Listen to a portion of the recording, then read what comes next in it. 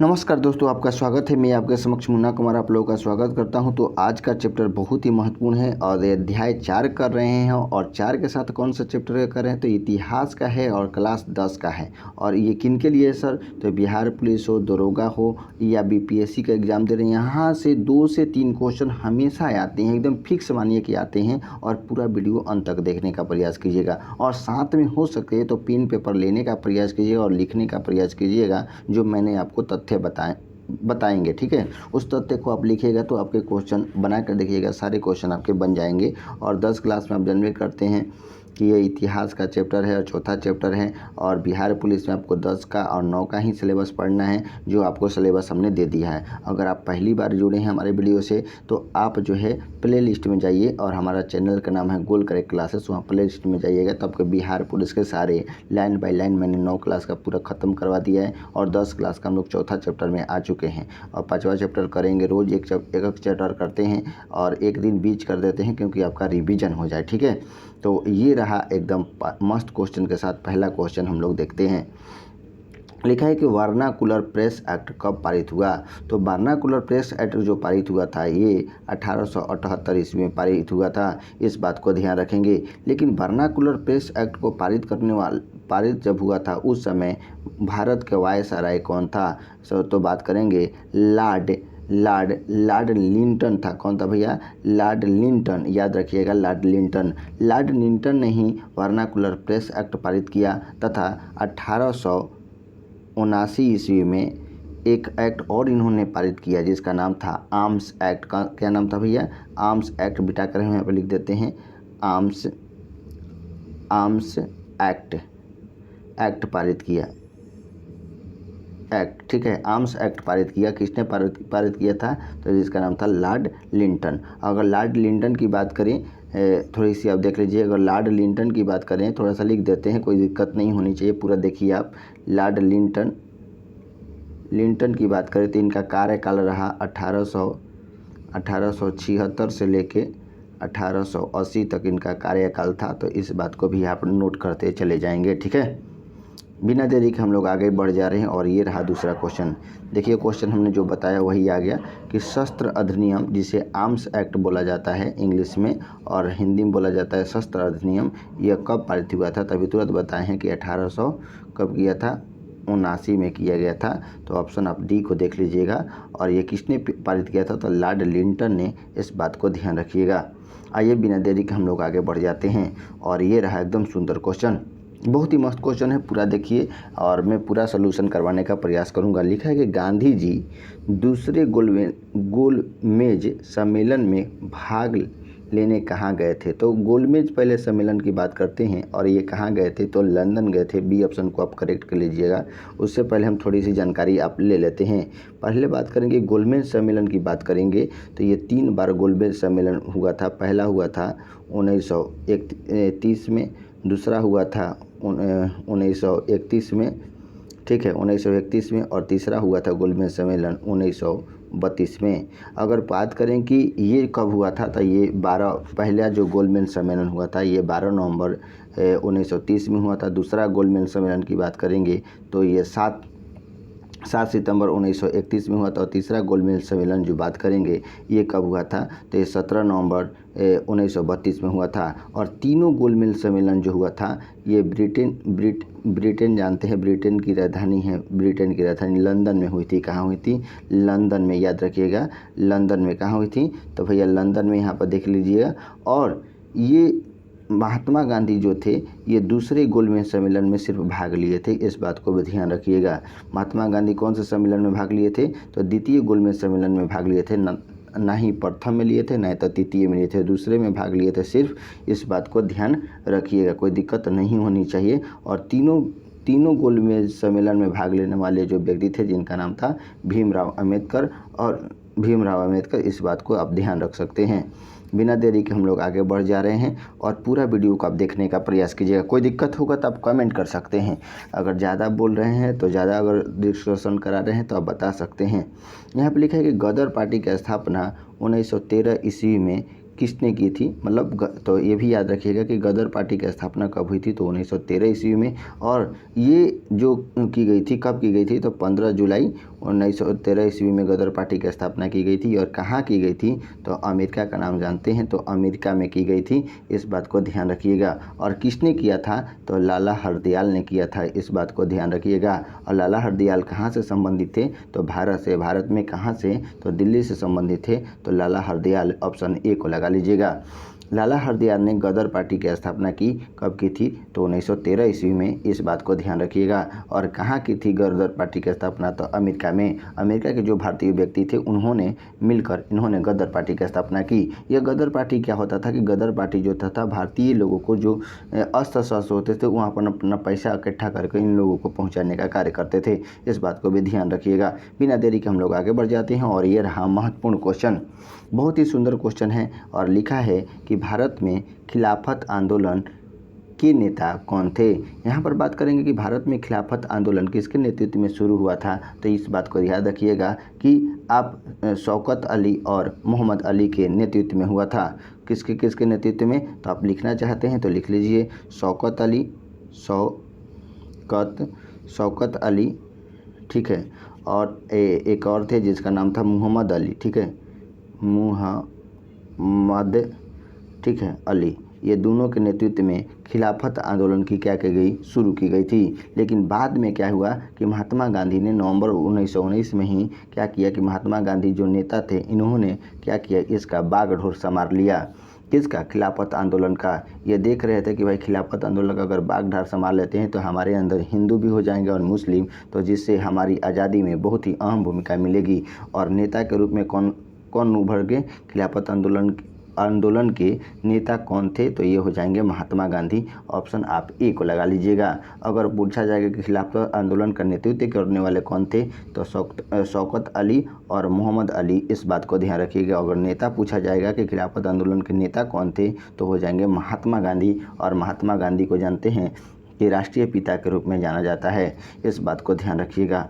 थोड़ी सी आगे बढ़ जाते हैं। और ये रहा एकदम सुंदर क्वेश्चन, बहुत ही मस्त क्वेश्चन है। आप पूरा वीडियो को देखिएगा, अंत तक देखिएगा। अगर कोई दिक्कत हो तो आप कमेंट कर सकते हैं मेरे दोस्त। लिखा है कि महात्मा गांधी की बात करें, यानी गांधी जी के नेतृत्व में सविनय अवज्ञा आंदोलन कब आरंभ हुआ था। अगर यही पूछा जा रहा है कि गांधी जी जो थे उनके नेतृत्व में सविनय अवज्ञा आंदोलन कब शुरू किया गया था, तो सविनय अवज्ञा आंदोलन आप भली भांति जानते होंगे, इसमें कोई दिक्कत नहीं होनी चाहिए। ये जो शुरुआत हुई थी 1930 ईस्वी में, तो ऑप्शन आप डी को लगा लीजिएगा। कब से शुरुआत हुई थी, तो ये शुरुआत हुई थी 12 मार्च 1930 को। 12 मार्च 1930 को यह दांडी यात्रा की शुरुआत होती है, सविनय अवज्ञा आंदोलन की शुरुआत होती है। और कहाँ से शुरू होती है, तो दांडी से शुरू होती है, इस बात को ध्यान रखिएगा। क्वेश्चन पूछा जाता है कि दांडी से शुरुआत होती है, और कहें तो साबरमती आश्रम से, ठीक है। और इसमें जो भाग लेने वाले थे, जब शुरुआत होती है दांडी यात्रा की, तो इसमें 78 लोग भाग लिए थे। और ये कहाँ गए थे, यह समुद्र के तट पर पहुँचकर, इसमें जो पहुँचने में इनका जो दिन लगा था वो 24 दिन लगा था, इस बात को ध्यान रखिएगा। और ये बीपीएससी में क्वेश्चन पूछा गया था कि सविनय अवज्ञा आंदोलन में कितना दिन लगा था, वहाँ पर लगा था नमक सत्याग्रह में, तो ये 24 दिन लगा था, इस बात को ध्यान रखिएगा, ठीक है। और इन्होंने जो दूरी तय कर थी 24 दिनों में 250 किलोमीटर दूरी तय की थी। और इस तरीके से उन्होंने 6 अप्रैल को वहाँ पर 5 अप्रैल को पहुँचे, और 6 अप्रैल को याद रखिएगा, 6 अप्रैल 1930 को 6 अप्रैल 1930 को क्या किया कि नमक बनाकर ये जो है सबने नमक आंदोलन को क्या किया, ये नमक बनाकर यहाँ पर नमक आंदोलन को समाप्त करने का प्रयास किया। किसने, महात्मा गांधी ने। और इसी के साथ सविनय अवज्ञा आंदोलन की क्या हो जाती है, शुरुआत हो जाती है, तो ऑप्शन आप डी को लगा लीजिएगा। 12 मार्च 1930 ईस्वी में सविनय अवज्ञा आंदोलन की शुरुआत हो जाती है। अगर यहाँ पर दिक्कत है तो आप कमेंट कर सकते हैं, कोई दिक्कत नहीं है। यहाँ पर बात करेंगे जलियांवाला बाग हत्याकांड के बारे में, तो थोड़ी सी चर्चा हम कर लेते हैं। जलियांवाला बाग हत्याकांड क्या है, इसके बारे में हमने PDF में पूरा दिया है किताब में, अगर किताब पढ़े होंगे तो आपको पूरा समझ में आ रहा होगा। आइए हम बात करते हैं जलियांवाला जलियांवाला बाग हत्याकांड के रूप में। जलियांवाला बाग हत्याकांड के रूप में आप भली भांति जानते हैं कि इसकी ये जो हुई थी जलियांवाला बाग हत्याकांड, ये पंजाब के अमृतसर में आप देखेंगे कि जलियांवाला बाग का नाम है, वहीं पर जलियांवाला बाग हत्याकांड हुई थी और ये हुई थी 13 अप्रैल 1919 को। इस बात को ध्यान रखिएगा, कब हुई थी? 13 अप्रैल 1919 को जलियांवाला बाग हत्याकांड के रूप में जाना जाता है। ये क्यों हुई थी? तो ये आप जानते हैं कि रोलेट एक्ट के नेतृत्व में, जो रोलेट एक्ट 1919 में आया था, और रोलेट एक्ट के नेतृत्व में डॉक्टर किचलू और सत्यापाल को पकड़कर अंग्रेजों ने क्या कर लिया था कि जेल में बंद कर दिया था। उसी के संगठन के लिए इन्होंने क्या किया कि पंजाब के अमृतसर में वहीं पर बाग था, उसी में क्या कर रहे थे, अपने गुरमुटी कर रहे थे और गुरमुटी कर रहे थे। और इस आंदोलन के बारे में जाके हमारे जो भारतीय व्यक्ति थे जिनका नाम था हंस राज, उन्होंने जाकर वहाँ के जनरल डायर को क्या कर दिया, बता दिया, और जनरल डायर ने सीधे सीधे जाके गोली चलवा दी और उसी को जाना गया जलियांवाला बाग हत्याकांड के रूप में। और ये घटना कब की थी? तो 13 अप्रैल 1919 को। तो ऑप्शन आप सी को लगा लीजिएगा। ज़्यादा डिस्कशन करवाएंगे तो टेंशन हो जाएगा, इसलिए हम तो कम करवाने का प्रयास कर रहे हैं और पूरा वीडियो आप देखने का प्रयास कीजिएगा। अगर कोई दिक्कत है तो आप लिखने का प्रयास कीजिएगा। लिखा है कि सविनय अवज्ञा आंदोलन कब और किस यात्रा से शुरू हुई थी? तो हमने अभी तुरंत बताया है कि 1930 ईस्वी में हुई थी, 12 मार्च। अभी तुरंत बताया है कि 12 मार्च, ठीक है, यहाँ पर देख लीजिए, 12 मार्च 1930 में हुई थी। और कहाँ से शुरू हुई थी? तो डांडी से शुरू हुई थी। ऑप्शन आप ए को लगा लीजिएगा। और ये जो थे सविनय अवज्ञा आंदोलन, वहाँ पर पहुँचकर साबरमती आश्रम से पहुँचकर समुद्र के किनारे उन्होंने 6 अप्रैल, याद रखिएगा, 6 अप्रैल 1930 को नमक कानून को बनाकर क्या कर दिया, नमक कानून को तोड़ दिया था। कब? 6 अप्रैल 1930 को। इस बात को याद रखिएगा। अप्रैल की बात करेंगे तो थोड़ा सा हम लिख देते हैं 6 अप्रैल, ठीक है। यहाँ पर थोड़ी सी कोई दिक्कत नहीं होनी चाहिए, मैं जो समझाना चाह रहा हूँ वो हमने बोल देते हैं। और इसमें लिखने में थोड़ी सी इसलिए दिक्कत हो जाती है क्योंकि हाथ से लिखना पड़ता है, तो कोई दिक्कत नहीं होनी चाहिए आपको। अगर दिक्कत है तो मैं प्रयास करूँगा कि अगला बार से सुधारने का प्रयास करूँगा, इसे अच्छे तरीके से लिखने का प्रयास करूँगा, ऐसा कोई दिक्कत ना हो।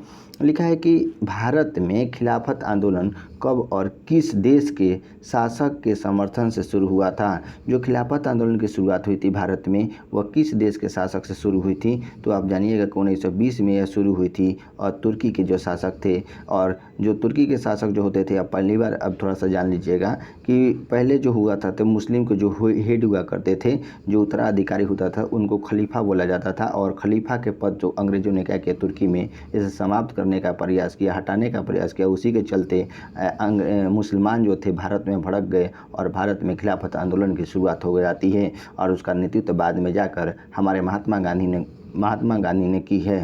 तो इस बात को ध्यान रखिएगा। तो तुर्की के शासक के लिए तो ऑप्शन आप बी को लगा लीजिएगा। नहीं समझ में आया, फिर से समझाने का हम प्रयास करते हैं। आप हटाइए मत, आराम से देखिए और अच्छे से देखिए। भारत में खिलाफत आंदोलन कब और किस देश के शासक के समर्थन से शुरू हुआ? तो तुर्की के देश के शासक से। क्यों? क्योंकि तुर्की के जो शासक थे वहाँ पर खलीफा पद था और खलीफा पद को हटाने का प्रयास किसने किया? अंग्रेजों ने क्या किया कि वहाँ का जीत लिया, तक बोला कि यहाँ पर कोई खलीफा नहीं रहेगा, हटिए यहाँ से, सब काम ख़त्म कीजिए यहाँ से। तो इसी के नेतृत्व में जो मुसलमान थे भारतीय, उन्होंने कहा कि भैया खलीफा का पद क्यों हटा रहे हैं? उन्होंने क्या किया कि अंग्रेजों के प्रति आंदोलन स्टार्ट की। और आंदोलन शुरू करने वाले, नेतृत्व करने वाले बताए थे कि शौकत अली और मोहम्मद अली थे। लेकिन बाद में जाकर महात्मा गांधी ने इसे अपने रूप में देखते हुए इन्होंने क्या किया, आंदोलन का नेतृत्व किया और इस तरीके से खलीफा आंदोलन की शुरुआत हो गई। तो ऑप्शन आप बी को लगा लीजिएगा। बिना देरी के हम लोग आगे बढ़ जाते हैं। और ये हमने आपको पहले ही बताया है कि गदर पार्टी की स्थापना कब हुई थी। तो हमने बताया था कि लाला हरदयाल ने किया था। और कब किया था? तो 1913 ईस्वी में। और गदर पार्टी की स्थापना किस देश में हुई थी? तो अमेरिका में हुई थी। इस बात को भी ध्यान रखिएगा। और जो लाला हरदयाल थे वो भारतीय थे और भारत में कहाँ से थे? तो दिल्ली से थे। इस बात को भी ध्यान रखिएगा, कोई दिक्कत नहीं होनी चाहिए। यहाँ पर लिखा है रंपा विद्रोह। रंपा विद्रोह की बात करेंगे तो रंपा विद्रोह कब हुआ था? तो ये 1916 ईस्वी में हुआ था। और रंपा विद्रोह कहाँ हुआ था? तो ये भी याद रखिएगा। तो ये हुआ था आंध्र प्रदेश में। कहाँ हुआ था भैया? तो आंध्र प्रदेश में हुआ था। और इसके जो नेतृत्वकर्ता थे जिसका नाम था सीताराम राजू, इसको याद रखेंगे। अगर इनका पूरा नाम जानना होगा तो ये हुआ था अल्लूरी ये आधा ल है, अल्लूरी सीताराम राजू के नेतृत्व में ये हुआ था। कौन सा विद्रोह? रंपा विद्रोह। कब हुआ था? तो 1916 ईस्वी में। तो ऑप्शन आप बी को लगा लीजिएगा। और कहाँ हुआ था? तो आंध्र प्रदेश में। आप भली भांति जानते हैं, तो इसको लगा लीजिएगा। जो किताब पढ़ा होगा उसको पूरा समझ में आ रहा होगा, जो नहीं पढ़ा होगा तो भैया माफ़ी चाहेंगे, कैसे समझ में आएगा। लेकिन मैं पूरा प्रयास कर रहा हूँ कि आपको समझ में आ जाए, इस बात को ध्यान दे रहा हूँ। यहाँ पर देखिए कोई दिक्कत नहीं होनी चाहिए। यहाँ पर क्वेश्चन बहुत ही सुंदर लिखा है कि साइमन कमीशन के अध्यक्ष कौन थे। जो साइमन कमीशन की बात करेंगे तो थोड़ी सी आप देखने का प्रयास कीजिएगा। साइमन कमीशन की बात करें तो ये गठन जो हुआ था ये 1927 ईस्वी में इसका गठन हुआ था। और ये भारत कब पहुँचा था? तो ये 3 फरवरी, ठीक है, 3 फरवरी 1928 को यह क्या पहुँचा था? भारत पहुँचा था साइमन, ठीक है। और ये जो ये साइमन कमीशन के जो अध्यक्ष बने थे जिनका नाम था सर जॉन साइमन। तो यहाँ पर देख लीजिएगा, सर जॉन साइमन थे, साइमन कमीशन के क्या थे? अध्यक्ष थे। और याद रखिएगा, ठीक है। और जब भारत में यह साइमन कमीशन कब आया था? तो 3 फरवरी 1928 को। तो यहाँ के मुंबई में पहुँचा था। और मुंबई में पहुँचने के बाद इन्होंने, यहाँ के लोगों ने क्या किया? साइमन गो बैक का नारा लगाया। क्यों? क्योंकि इसमें जो साइमन कमीशन जो आया था भारत में निरीक्षण करने के लिए आया था, और इसमें सदस्य जो थे ये 7 थे। और सातों के सातों क्या थे भैया? तो ये सातों क्या थे? अंग्रेज थे। इसलिए इन्होंने कहा कि भाई यहाँ पर अंग्रेज का कोई गुंजाइश नहीं है, ठीक है। तो इस बात को आप ध्यान रखिएगा। बिना देरी के हम लोग आगे बढ़ जाते हैं। साइमन कमीशन के अध्यक्ष कौन थे? तो सर जॉन साइमन थे। इस बात को याद रखिएगा। ऑप्शन बी इस answer is the right answer. Right को लगा लीजिएगा। और एकदम सुंदर क्वेश्चन के साथ हम लोग आगे बढ़ रहे हैं। और बहुत ही मस्त क्वेश्चन, बहुत ही सुंदर क्वेश्चन लिखा है कि किस देश के शासक को खलीफा कहा जाता था? तो हमने तुरंत बताया है कि तुर्की के जो शासक होते थे उन्हें क्या कहा जाता था? खलीफा कहा जाता था। और खलीफा का मतलब हमने बताया कि जो मुसलमान के उत्तराधिकारी होते थे जिन्हें खलीफा कहा जाता था। आप जाने होंगे कि हज़रत मोहम्मद साहब का नाम सुने होंगे, जो मुसलमान के संस्थापक कहे जाते हैं। और खदीजा उनकी बीवी थी। और इस बात को आप ध्यान रखिएगा, ठीक है। मक्का और मदीना में क्या किया गया था? मक्का में जन्म हुआ था और मदीना में उनको दफनाया गया था। इस बात को ध्यान रखिएगा। हिजड़ी संवत उन्होंने चलाया था। इस बात को भी ध्यान आप रख सकते हैं। हम ज़्यादा नहीं पढ़ा रहे हैं क्योंकि आपको दिक्कत हो जाएगी तो बड़ा समस्या होगा, ठीक है। और ये रहा एकदम सुंदर क्वेश्चन। ये जो है दरोगा के एग्जाम में कई बार क्वेश्चन पूछा जाएगा कि हिंद स्वराज की रचना किसने है? हिंद स्वराज ये पुस्तक है और इसके रचनाकार कौन है? तो इनका रचनाकार हैं ये महात्मा गांधी। कौन है भैया? महात्मा गांधी। इसका नाम है क्या? महात्मा गांधी हैं। यहाँ पर देख लीजिए दिया हुआ है महात्मा गांधी हैं, ठीक है। और महात्मा गांधी ने जो है हिंद स्वराज जो है ये कौन सी भाषा में लिखी है? तो गुजराती भाषा में। इस बात को भी ध्यान रखिएगा। ये कब प्रकाशित हुआ था? तो 1909 ईस्वी में। इस बात को भी आप ध्यान रख सकते हैं। यहाँ तक कोई दिक्कत नहीं होनी चाहिए। और बिना देरी के हम लोग बढ़ गए हैं एकदम आगे। लिखा है कि चोरा चोरी की हत्या कब हुई? चोरा चोरी की हत्याकांड कब हुई थी? चोरा चोरी हत्याकांड कब हुई थी? तो इस बात को आपको भली भांति पता होगा कि चोरा चोरी की जो घटना हुई थी ये 5 फरवरी 1922 ईस्वी में हुई थी। तो देख लीजिएगा 5 फरवरी 1922 ईस्वी में चोरा चोरी हत्याकांड की घटना क्या थी? अगर क्वेश्चन में पूछ देगा तो आप बना सकते हैं, कोई दिक्कत नहीं होगी। चोरा चोरी हत्याकांड की घटना यह थी कि यह जो चोरा चोरी हत्याकांड कहाँ हुई थी? तो उत्तर प्रदेश का नाम सुने होंगे। कौन सा प्रदेश भैया? उत्तर प्रदेश। उत्तर प्रदेश में अगर बात करें गोरखपुर जिला में इन्होंने क्या किया कि भाई जब असहयोग आंदोलन चल रहे थे, कौन सा आंदोलन चल रहे थे? असहयोग आंदोलन चल रहे थे। तो उसमें क्या किया गया कि पुलिसों ने, अंग्रेज़ों ने क्या किया कि इन पर कुछ बातें बोल दी। और इन्होंने क्या किया कि पकड़ के 22 पुलिसकर्मियों को क्या किया? इन्होंने जिंदा जला दिया। क्या कर दिया? जिंदा जला दिया। और इस तरीके से असहयोग आंदोलन था यह क्या हो गया? महात्मा गांधी ने कहा कि अब ऐसा आंदोलन नहीं होगा, जहाँ पर हिंसा होगी वहाँ पर हम नहीं रहेंगे। और इस तरीके से इस तरीके से क्या किया कि यह आंदोलन को क्या कर दिया गया? समाप्त कर दिया गया। और ये चोरा चोरी की घटना कब हुई थी? तो 5 फरवरी 1922 ईस्वी को। इस बात को याद रखिएगा। और कहाँ हुई थी? तो अब याद रखिएगा कि उत्तर प्रदेश के गोरखपुर ज़िले में। और इस तरीके से 12 फरवरी 1922 को असहयोग आंदोलन को क्या कर लिया गया? वापस ले लिया गया था। इस बात को ध्यान रखिएगा। कब लिया गया था? तो 12 फरवरी ठीक है, 1922 को वापस ले लिया गया था असहयोग आंदोलन को, इस बात को ध्यान रखिएगा। और ये रहा एकदम मस्त क्वेश्चन। लिखा है कि साइमन आयोग भारत कब आया था, तो तुरंत बताए हैं कि 3 फरवरी 1928 को आया था। तो ऑप्शन आप बी को लगा लीजिएगा, बी ऑप्शन इधर राइट आंसर, बी को लगा लीजिएगा। अब देखिए ये बहुत ही सुंदर क्वेश्चन है जिसका नाम है पूना समझौता कब हुआ था। तो पूना समझौता की बात करेंगे तो पूना समझौता कब हुआ था, तो ये पूना समझौता जो हुआ था, पूना समझौता की बात करेंगे तो ये पूना समझौता है यरवदा जेल में। कौन सा जेल में, यरवदा जो है सेंट्रल जेल है, इसी में समझौता हुआ था पुणे में।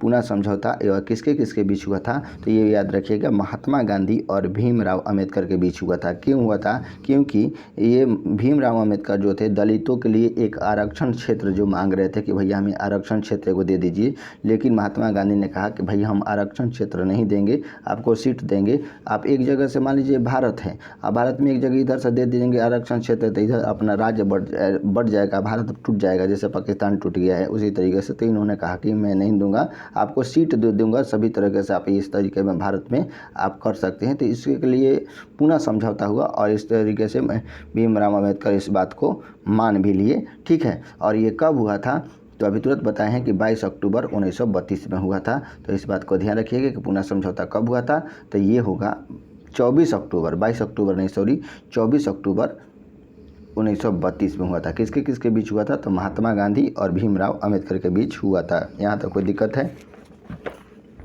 नहीं होनी चाहिए, आगे बढ़ जाते हैं। लिखा है कि अखिल भारतीय ट्रेड यूनियन कांग्रेस की स्थापना कब हुई थी, तो ये हुई थी 1920 ईस्वी में। इस बात को ध्यान रखिएगा। तो ऑप्शन आप डी को लगा लीजिएगा, D option is the right answer. और बिना देरी के हम लोग आगे बढ़ जा रहे हैं और ये रहा बहुत ही सुंदर क्वेश्चन। लिखा है कि भारतीय राष्ट्रवाद के उदय का सबसे प्रमुख कारण क्या था, तो सबसे प्रमुख कारण जो था भारत में राष्ट्रवाद के उदय के सबसे प्रमुख कारण था कि अंग्रेजी जो शासन थे उनके विरुद्ध असंतोष की भावना थी। जो भी अंग्रेजी शासक थे वह क्या जता रहे थे, भारतीयों को पीट रहे थे, मार रहे थे। तो भारतीयों के मन में अंग्रेजों के प्रति क्या थी, असंतोष का क्या थी, भावना थी, उनसे संतुष्ट नहीं थे। तो ऑप्शन आप देख लीजिएगा, ए को लगा लीजिएगा। अब A option is the right answer, इस बात को ध्यान रखिएगा। यहाँ पर लिखा है बहुत ही सुंदर बात कि 1919 से 1947 तक का भारतीय स्वतंत्रता संघर्ष का नाम क्या दिया गया, तो इसका नाम आपको दिया गया था गांधी युग के नाम से जाना गया। तो ऑप्शन आप सी को लगा लीजिएगा। कौन सा युग कहा गया, गांधी युग कहा गया था, तो इस बात को लगा लीजिएगा। बिना देरी के हम लोग आगे बढ़ जा रहे हैं और एकदम सुंदर क्वेश्चन लिखा है कि रोलेट एक्ट कानून किस वर्ष पारित हुआ था। उसी समय हमें बताया था कि रोलेट एक्ट जो कानून पारित हुआ था 1919 ईस्वी में। यह रोलेट एक्ट क्या था, तो बिना दलील, बिना कानून, बिना मुकदमा को सीधे पकड़कर जेल में डाल दिया जाता था रोलेट एक्ट के द्वारा। और ये भली बात ही जानते हैं सिडनी रोलेट ने इसे कानून के पेश किया था। कब किया था, तो 1919 में। इस बात को ध्यान रखिएगा। बिना देरी के हम लोग आगे बढ़ जा रहे हैं और एकदम सुंदर क्वेश्चन की ओर बढ़ जाते हैं। और ये रहा बहुत ही सुंदर क्वेश्चन। लिखा है कि जलियांवाला बाग हत्याकांड के विरोध में किसने केसर-ए-हिंद की उपाधि त्याग दी थी, तो केसर-ए-हिंद की उपाधि जो त्यागने वाले थे व्यक्ति, उनका नाम सब भली भांति जानते होंगे। केसर-ए-हिंद की उपाधि त्यागने वाले थे जो, उनका नाम था महात्मा गांधी। जब जलियांवाला बाग हत्याकांड 13 अप्रैल 1919 को हुआ था। यह जलियांवाला बाग हत्याकांड पंजाब के अमृत शहर में हुआ था। तो उस समय जब यह कांड हुई थी तो उसके बाद जो केसर-ए-हिंद की उपाधि जो मिली थी महात्मा गांधी को, उन्होंने त्याग दिया। जबकि नाइटहुड की उपाधि जो है रविन्द्रनाथ टैगोर ने क्या कर दिया, त्याग दिया है। और जबकि बात करें शंकर नायर की बात करेंगे तो शंकर नायर ने क्या किया कि वायसराय के जो कार्यकारी परिषद हुआ करते थे, वायसराय के परिषद जिसमें वो परिषद के रूप में काम करते थे कि फैसला कैसे लेना, उन्होंने क्या किया कि इस्तीफा दे दिया। इस बात को भी ध्यान रखिएगा। लिखना चाहते हैं तो लिख सकते हैं, और जो नए होंगे तो उनको कम समझ में आ रहा होगा तो माफ़ी चाहेंगे। तो आप पूरा वीडियो को आराम से देखिएगा तो समझ में आएगा। लिखा है कि लखनऊ समझौता किस वर्ष हुआ था, तो ये भली भांति पता है कि लखनऊ समझौता जो हुआ था ये 1916 ईस्वी में हुआ था। इसमें क्या हुआ था कि गरम दल और जो नरम दल था ये क्या हुआ था, आपस में एक हो गए थे। मुस्लिम में जो मुस्लिम गरम दल नहीं, मुस्लिम समझौता हुआ था, इसमें आप ध्यान रखिएगा, हिंदू मुस्लिम की एकता की बात की गई थी, ये लखनऊ समझौता में। और कब हुआ था? तो 1916 ईस्वी में। तो ए ऑप्शन को आप लगा लीजिएगा। बिना देरी के हम लोग आगे बढ़ जा रहे हैं और एकदम सुंदर क्वेश्चन लिखा है कि खिलाफत आंदोलन कब और किस देश के समर्थन में चलाया गया था? तो अब हम तुरंत बताए हैं कि 1920 में तुर्की के समर्थन में चलाया गया था। तो ऑप्शन आप ए को लगा लीजिएगा। बिना देरी के हम लोग आगे बढ़ जा रहे हैं और एकदम सुंदर क्वेश्चन की ओर बढ़े हैं। और लिखा है कि असहयोग आंदोलन का प्रस्ताव कांग्रेस के किस अधिवेशन में पारित हुआ था? तो किस अधिवेशन में पारित हुआ था? तो ये दिसंबर 1920 के नागपुर अधिवेशन में पारित हुआ था। तो ऑप्शन आप डी को लगा लीजिएगा। बिना देरी के हम लोग आगे बढ़ जा रहे हैं और एकदम मस्त क्वेश्चन लिखा है, सबने अवज्ञा आंदोलन का नेतृत्व किसने किया था? तो ये भली भांति जानते हैं कि सबने अवज्ञा आंदोलन का नेतृत्व किसने किया था? तो महात्मा गांधी। तो ऑप्शन आप ए को लगा लीजिएगा। बिना देरी के हम लोग आगे बढ़ जा रहे हैं। एकदम सुंदर क्वेश्चन लिखा है कि महात्मा गांधी ने नमक कानून किस दिन भंग किया था? तो ये नमक कानून जो है किस दिन भंग किया था? तो भली भांति जानते हैं कि ये नमक कानून जो भंग किया गया था ये 6 अप्रैल 1930 को किया गया था। इस बात को ध्यान रखिएगा। कब किया गया था? 6 अप्रैल 1930 को। तो इस बात को ध्यान रखिएगा। और नमक सत्याग्रह की शुरुआत कब हुई थी? तो 12 अप्रैल 1930 को। और समाप्त कब की गई थी? नमक सत्याग्रह को भंग कर गया था नमक बनाकर। तो ये किया गया था 6 अप्रैल 1930 को। तो ऑप्शन आप जो है डी को लगा लीजिएगा। D option is the right answer. बिना देरी के आगे बढ़ जाइए। और ये रहा एकदम सुंदर क्वेश्चन लिखा है कि भारतीय राष्ट्रीय कांग्रेस की स्थापना किस वर्ष हुई थी? तो भारतीय राष्ट्रीय कांग्रेस की स्थापना जो हुई थी ये 1885 ईस्वी में हुई थी। और इसके संस्थापक थे ए ओ हुम।